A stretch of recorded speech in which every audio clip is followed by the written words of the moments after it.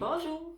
Aujourd'hui, je fais une vidéo sur les questions les plus fréquemment posées au niveau du programme IPS, la formation d'IPS.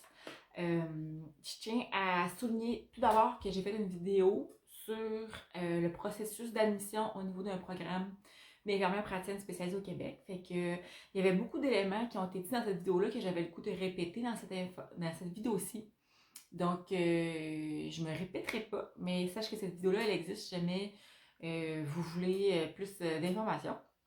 Alors, commençons tout de suite avec la première question qu'on me pose le plus souvent. C'est est-ce que ça en vaut la peine? C'est personnel comme question. Là. Oui, ça vaut la peine là, parce que moi, j'adore le nursing, j'adore ma job, j'aime apprendre plus. En tant qu'infirmière clinicienne, j'aimais ça. Je veux en apprendre plus, pousser mes connaissances, avoir plus d'autonomie. Donc, pour moi, ça valait la peine. Ensuite de ça, c'est sûr qu'on a des meilleures conditions de travail. Là, donc, on a un horaire beaucoup plus 2 jours, une belle flexibilité. On fait les heures un peu qu'on veut tant qu'on rentre dans nos heures. Donc, si, mettons, tu as un rendez-vous chez le dentiste à 8 heures, tu peux rentrer après ton rendez-vous chez le dentiste puis reprendre tes heures dans la semaine. Donc, une belle petite flexibilité comme ça. Ensuite de ça, tu fais pas vraiment de soir, pas beaucoup de soirs, en tout cas, c'est rare. Pas vraiment de fin de semaine, c'est rare. En tout cas, pas en ce moment, en 2022. Ensuite de ça, il y a une belle possibilité de dépassement de soi, d'apprendre, une belle variabilité du milieu. Tu peux faire beaucoup de grossesse, beaucoup de gériatrie, tu peux faire beaucoup de bébés. Tu peux vraiment faire beaucoup de choses, beaucoup de spécialités dans cette spécialité-là. Donc ça, c'est quelque chose que j'aime beaucoup. Ensuite de ça, il y a plusieurs milieux qui existent pour les IPS, PL pour qu'elles y travaillent. Là. Mettons les GMF, les CLSC, les cliniques pour les gens vulnérables, de la santé des immigrants. Ensuite de ça, des milieux carcéraux. Il y a beaucoup de milieux qui existent pour les IPS, fait que ça, j'apprécie ça vraiment. Pour moi, ça vaut la peine. Et puis finalement, au niveau de la paie, il y a une augmentation de salaire directement après les diplômes universitaires. Puis c'est bon de mentionner que le dernier échelon pour la convention collective qui va être en vigueur, là, mettons, en 2023. Le dernier échelon pour les IPS, là, il gagne 63,80$. Fait que c'est intéressant aussi. Ensuite de ça, la deuxième question qu'on me pose aussi, c'est est-ce que c'est difficile? Est-ce que c'est difficile? C'est relatif. Oui, c'était difficile. Je me suis inscrite au programme en sachant que ça allait être difficile, puis je m'attendais que ce soit difficile, mais c'était vraiment difficile. C'était très exigeant comme programme. Euh, faut penser que pour chaque cours qu'on a de 3 heures, une charge de travail à la maison est demandée de 6 heures environ. Même jusqu'à 8 heures là, pour bien des cours là, qui étaient plus exigeants que d'autres. C'est sûr qu'il ne faut pas que j'en parle de manière trop négative, là, ce que j'ai tendance à faire quand je repense à ce programme-là qui était super intense. Mais c'est des choses qui se font, ok? C'est difficile, mais ça se fait. Ça se fait. Faut que j'y pense plus une semaine à la fois ou une journée à la fois plutôt que je repense à l'ensemble, à la globalité. Mais tu sais, une session à la fois, une semaine à la fois, un examen à la fois, ça se fait, mais c'est difficile. Troisième question. Est-ce que je peux faire le programme avec des enfants? Oui. Il y avait plusieurs mamans dans ma cohorte. Quand même beaucoup. C'est sûr que c'est plus difficile parce que je viens juste de dire que c'est un programme qui est difficile. Fait que de rajouter une charge d'enfant, des responsabilités parentales, c'est autre chose. Je lève mon chapeau à toutes les femmes, les hommes qui le font, les papas, les mamans. Franchement, c'est impressionnant. C'est des choses qui se font. Euh, L'université va essayer de concilier l'école avec la famille. Entre autres, par exemple, au niveau de l'attribution des milieux de stage, on doit faire 6 mois de stage dans un milieu. Parfois, les milieux sont en dehors de notre région. Mais si on a des enfants, l'université va nous prioriser, va prioriser ces personnes-là afin qu'ils aient un milieu de stage dans une région de leur domicile. Donc, il y a ça.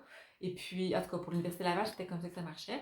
Ensuite de ça, j'avais parlé avec une fille de ma cohorte qui a des enfants, puis elle m'a dit, tu sais, moi, mes enfants, ça m'oblige à avoir une rigueur, à faire des choses, à être productive, parce que je peux pas me permettre de pas m'avancer, parce que, tu sais, j'ai des enfants qui m'attendent, qui exigent mon temps. Donc, elle m'avait dit, en gros, que, tu sais, ça avait eu ce petit côté-là pour elle, ses enfants, ça la forçait à, comme, vraiment, à mettre du temps, puis à travailler. Quatrième question que j'entends, c'est j'avais pas des belles notes à mon baccalauréat. Est-ce que je peux faire le programme pareil? La réponse est oui. C'est sûr que il y avait des filles qui avaient des excellentes notes dans la maîtrise, là, qui étaient vraiment des filles qui avaient un parcours académique exceptionnel, impressionnant. Mais je sais que c'était pas le cas de toutes les filles. Moi, personnellement, quand j'ai fait mon baccalauréat, j'avais pas... c'était pas important pour moi de faire mon bac. Je le faisais parce que mes amis le faisaient, parce que, bon, ça donnait bien. Je me disais, si ça marche, tant mieux. Si ça marche pas, ben, s'en fout, le bac, je travaille déjà. Donc, je m'étais pas versée au niveau du baccalauréat, je dois l'avouer, puis jamais j'aurais pensé faire une maîtrise. C'était pas dans mes plans du tout. Fait que ça m'a pas empêché, par contre, de bien travailler à l'université, d'avoir des bonnes notes au deuxième cycle. Tu sais, c'est sûr que c'est pas le même mindset, le même mental. C'est-à-dire que, tu sais, je vous explique comment je faisais au baccalauréat, je m'en foutais presque un peu. Puis là, en ce moment, la maîtrise, c'est quelque chose que je veux faire, qui me tient à cœur, je me suis engagée à le faire, j'ai commencé ça, je veux le terminer, puis je suis plus vieille, tu sais, fait que ça change un peu là, mon mindset. Fait que moi, je pense que c'est pas stressant. Si on n'avait pas les notes du siècle au bac, c'est pas si pire pour la maîtrise. Ensuite, ça, la cinquième question, j'ai le goût de faire la maîtrise, mais le stress financier m'embête vraiment. Qu'est-ce que je fais? Alors, au niveau du stress financier pour la maîtrise, ben, c'est sûr que la plupart des filles vont arrêter de travailler pendant un bon 2 ans. Donc, pas trop de revenus. D'emblée, je vais mettre d'avant que il y a une bourse d'incitatif, comment dire, il y a une bourse d'intéressement au programme IPS que le gouvernement offre à toutes les étudiantes. C'est pas dur d'avoir cette bourse-là. Un jour, je ferai une vidéo juste pour cette bourse-là, mais en ce moment, les modalités sont encore en train d'être travaillées, je crois. Donc, c'est un 60 000 qu'on reçoit et sur 2 ans. Donc, c'est 30 000 par année si on veut diviser ça comme ça. Ensuite de ça, il n'y a rien qui vous empêche là, de faire une demande de prêt et bourse au niveau là, du ministère pour voir, bon, j'ai des enfants, je suis monoparentale, qu'est-ce que je pourrais avoir comme prêt, comme bourse? Je retourne au travail, je pense qu'il y a des bourses aussi pour ça. Ensuite de ça, c'est sûr que vous pouvez toujours vous ouvrir une marge de crédit. En fait, c'est ça que la plupart des filles on a fait. On est allé voir nos banques, on a ouvert une marge de crédit. J'ai réalisé que dans le fond, la marge de crédit nous donnait quand même un pas pire montant. Moi, on m'a accordé plus que ce que j'avais eu besoin finalement. Puis au niveau du deuxième cycle, ils ne sont pas stressants. Là. C'est plus facile, je crois, d'avoir des bourses, une marge de crédit, pardon, au niveau des banques quand on est au deuxième cycle. Finalement, il ne faut pas oublier aussi que c'est un investissement, dans le fond. On met de l'argent puis on travaille sur quelque chose pour nous, pour une carrière. Il faut voir ça comme un rendement à long terme. Là, c'est avantageux de mettre de l'argent là pour en gagner un peu plus dans le futur, puis d'avoir des meilleures conditions, puis un travail qu'on apprécie. Sixième question, est-ce que je peux faire le programme d'IPS à temps partiel? La réponse est oui, mais pas dans toute l'université. Moi, la dernière fois, je me suis informée, il y a un an, l'université qui offrait un cheminement à temps partiel, c'est l'Université de Montréal et l'Université de Laval. Je vais vous montrer là, au niveau de l'Université Laval les cheminements qui sont possibles au niveau des premières lignes et des soins adultes. Ils mettent, je vais le mettre, je sais pas trop où, là. Dans le fond, tu peux faire soit sur 2 ans, 3 ans ou 4 ans. Puis ils vont montrer tous les types de cours que tu peux t'inscrire, là, que tu vas avoir devoir à faire selon les années que tu choisis.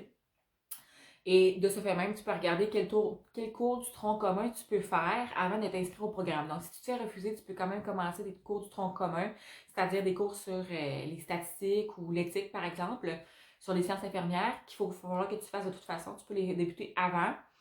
Puis, tu sais, cette feuille-là, ça te montre un peu ce qui va être nécessaire. Donc, ça, c'est une possibilité aussi. Septième question, est-ce que c'est possible de faire un changement d'être à temps complet vers un temps partiel au programme? Oui, je l'ai vu à 2 ou à 3 reprises pour des cas différents. J'ai vu une fille qui s'était inscrite initialement pour un temps complet. Finalement, elle a fallu qu'elle fasse un test de français, qu'elle fasse un cours de français supplémentaire qu'elle n'avait pas prévu. Puis elle a dit, ah non, ça va être trop pour moi. Donc, elle a décidé de le faire à temps partiel au lieu de temps complet. Rendue à la deuxième année, j'ai vu une maman qui a décidé de faire à temps partiel parce que elle, au niveau de la charge familiale, elle trouvait ça trop gros, fait qu'elle a décidé de le mettre à temps partiel. Donc ça, c'est un avantage pour l'université qui l'offre à temps partiel. Huitième question, qui est très pertinente, est-ce qu'on peut être enceinte pendant qu'on fait le programme? La réponse est oui, tu peux être enceinte. Dans le fond, c'est sûr qu'il y a certaines responsabilités puis du temps qu'on doit allouer à la grossesse, comme mettons des rendez-vous. Mais l'université, l'horaire de l'université va pouvoir faire que tu peux aller à tes rendez-vous de grossesse, tu peux assister à tes cours, tout ça. On avait des papas qui avaient des nouveaux-nés.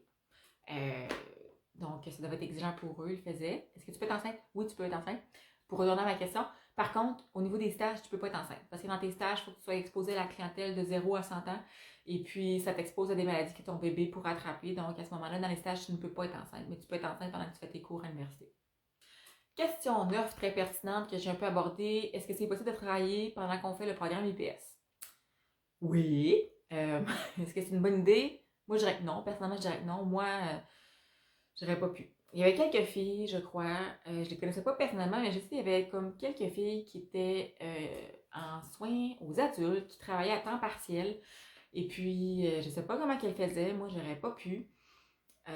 Au début, c'était mon intention, c'est de travailler à temps partiel. Je me disais, genre, en revenu, je peux pas comme baisser de revenus comme ça. Mais j'ai bien fait de ne pas tant travailler parce que, tu sais, dans le fond, ça aurait été vraiment impossible. Dès la première semaine, on est surchargé de lecture, puis de devoirs, puis tu sais, ça se met en branle. Fait que moi, j'aurais pas été capable de faire même un chiffre par semaine, là. Ça aurait pas été possible pour moi, mais je sais qu'il y avait des filles qui le faisaient. Ce qui arrive, en fait, souvent, c'est que si tu as un temps complet à ta job, ils nous signaient un 2 ans sans solde, un 2 ans pour études. Non, je recommence. Moi, à ma job, ils nous signaient un congé sans solde pour 2 ans pour études, puis on en revenait à la fin de nos 2 ans.